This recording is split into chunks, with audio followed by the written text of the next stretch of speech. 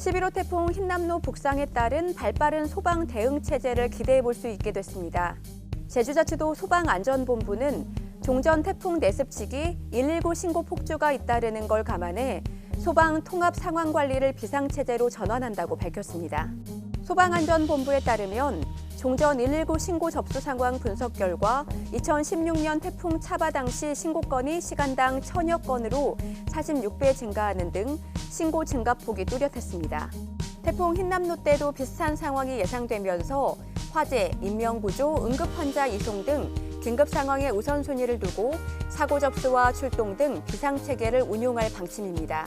비긴급 신고나 기상 상황 문의 등 단순 민원은 120만 더 콜센터 문의나 해당 읍면동 등 이용을 당부했습니다. 제11호 태풍 흰남노가 북상하면서 제주 해상에서의 수상 레저 활동이 제한됩니다. 제주해양경찰서는 3일부터 기상특보가 해제되기 전까지 안전사고 예방을 위해 서핑을 포함한 수상 레저 활동을 제한한다고 밝혔습니다. 이를 위반할 경우 수상레저안전법에 따라 50만 원 이하의 과태료가 부과될 수 있습니다.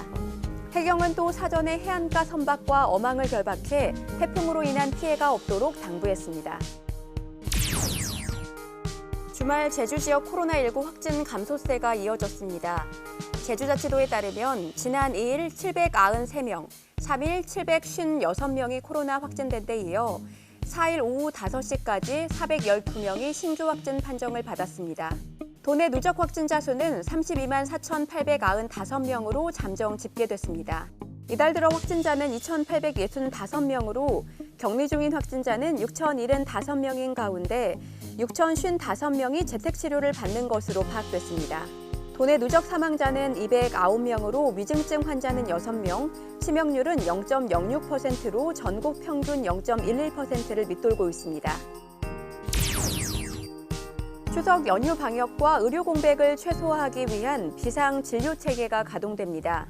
제주자치도에 따르면 도내 보건소 2곳에서 24시간 코로나 상담이 가능하고 코로나19 검사와 치료제 처방, 대면 진료까지 할 수 있는 원스톱 진료기관과 먹는 치료제 담당 약국도 당번제로 운영될 예정입니다. 또 코로나19 PCR 검사를 할 수 있는 선별진료소 7곳과 제주대병원과 한라병원을 비롯한 감염병 전담병원도 연휴 기간 동안 정상 운영됩니다.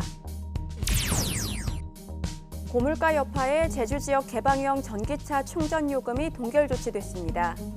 제주자치도 전기자동차 활성화위원회는 올해 개방형 전기차 충전 요금을 동결하고 내년부터 인상하기로 의결했다고 밝혔습니다.